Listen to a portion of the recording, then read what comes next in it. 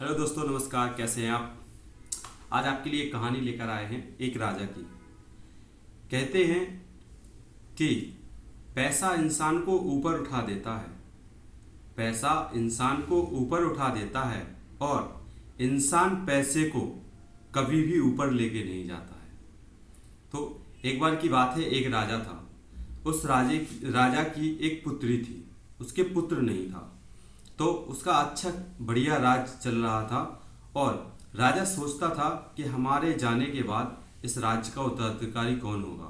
तो राजा ने अपने पुत्री के लिए एक लड़के की तलाश की जो उस राज्य का उत्तराधिकारी बन जाए। तो जैसे ही उस राजा ने अपने मंत्री से बोला कि ऐसा करो, आज के दिन सुबह जो भी व्यक्ति सबसे पहले हमारे दरबार पर आएगा, हम उसको ही राजा घोषित कर देंगे। मंत्री ने कहा, राजा जी एक बार सोच लीजिए, क्या बोल रहे हैं? राजा ने कहा, कोई बात नहीं, मैंने जो बोल दिया तो बोल दिया। तो जैसे ही अगले दिन सुबह एक व्यक्ति आया, फटे चिथे कपड़े में, बुरा हाल था उसका। उस व्यक्ति को उधर से बुलाया और अपनी पुत्री के साथ शादी करके उसका राज्याभिषेक कर दिया। उस व्यक्ति को राजा बना दिया और राजा अपना वन की ओर प्रस्थान कर गए।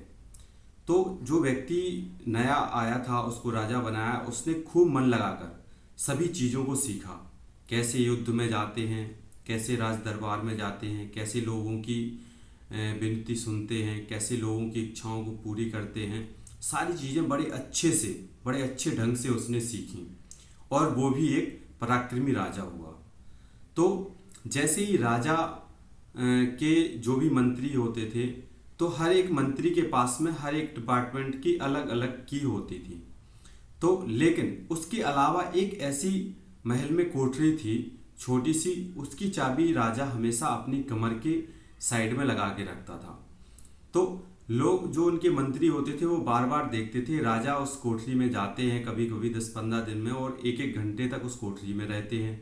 ऐसा क्या है उस कोठरी में कि जो राजा उसमें इतना टाइम बिताता है?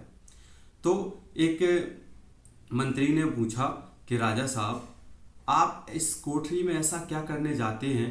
क्या है उस कोठरी में कि आप कुछ टाइम तक उसमें रहते हो, वापस आ जाते हैं? ऐसा क्या है उसमें? तो राजा ने कहा, ये क्या बदतमीजी है, तुम ऐसा प्रश्न क्यों कर रहे हो? तुम्हारी हिम्मत कैसी हुई ऐसा प्रश्न पूछने की? राजा ने उसको डांट दिया। तो मंत्री ने अपने सेनापति से बोला, सेनापति जी आप ही पूछ के देख लीजिए, मुझको तो राजा साहब ने बताया नहीं। तो सेनापति ने हिम्मत करके एक दिन पूछ लिया, राजा साहब आप उस कोठरी में जाते हो, ऐसा क्या है उस कोठरी में कि आप वहाँ पर 1 घंटे तक व्यतीत करते हो कभी कभी?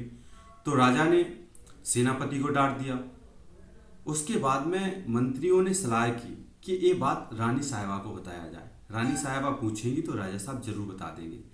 तो जैसे ही मंत्री सब लोग मिलके रानी जी के पास में गए, उन्होंने बोला कि राजा साहब के कमर में एक चाबी लटकी रहती है, वो उस कोठरी की है। उस कोठरी में वो कभी कभी 1 घंटे के लिए, 15 मिनट के, 20 मिनट के लिए जाते हैं। तो वहाँ पर क्या करते हैं, ऐसा क्या है वहाँ पर? हम लोगों ने पूछा तो मुझे तो डांट दिया, आप पूछिए। क्योंकि पत्नी अगर कोई चीज़ पूछती है तो पति को बताना ही पड़ता है, क्योंकि उनकी हट। तो रानी ने अगले दिन वही किया, खाना बंद कर दिया, बोलना बंद कर दिया और राजा साहब से पूछा, ऐसा क्या है उस कोठरी में कि आप बताना नहीं चाह रहे हो? तो जैसे ही राजा साहब ने कहा, ठीक है चलो हम बताते हैं, सभी मंत्रियों को, रानी को लेकर वो कोठरी के पास में चले गए। जैसे ही वहाँ कोठरी के पास में गए, उन्होंने कमर पर लटकी हुई चाबी उठाई और चाबी से ताला खोलने लगे।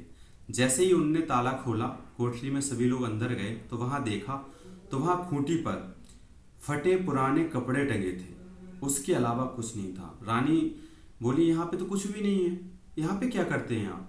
तो राजा ने कहा, जब भी मुझे राजा होने का घमंड हो जाता है तो मैं 15-20 दिन, 1 महीने के बाद इस कोठरी में चला आता हूँ और मैं याद करता हूँ उस दिन को जिस दिन मैं यहाँ पर आया था इस फटे चिथे कपड़ों के साथ। मैं वो याद करता हूँ कि मैं वो व्यक्ति हूँ और राजा होने का घमंड चला जाता है और फिर से मैं अपने राज में बहुत अच्छे तरीके से राज को संभालता हूँ।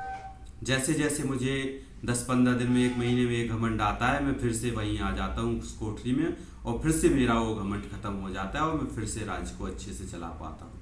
इसलिए मैं राज्य को इतने अच्छे तरीके से अभी चला पा रहा हूँ। तो दोस्तों, इस कहानी का मतलब यही है कि हम कितने ही बड़े बन जाएं, कितनी ही ऊंचाइयों पर पहुंच जाएं, लेकिन हमको अपना अतीत कभी नहीं भूलना चाहिए। जो हमारा समय था पहले, उस समय को हम लेके पैर हमारे जमीन पर होने चाहिए और सर हमारा आसमान में, इस तरीके का अपना व्यक्तित्व बनाएं। हम कभी भी ये ना भूलें कि हम पहले क्या थे और अब क्या हो गए हैं। तो यही इस कहानी का मोटिव था कि हम अपने समय के अनुसार बदलें, लेकिन हम अपने पीछे अतीत को ना भूलें। बहुत बहुत धन्यवाद कहानी को सुनने के लिए। लाइक कीजिए चैनल को, सब्सक्राइब कीजिए चैनल को, लाइक कीजिए, कमेंट कीजिए और अच्छी लगी कहानी तो शेयर कीजिए। बहुत बहुत धन्यवाद।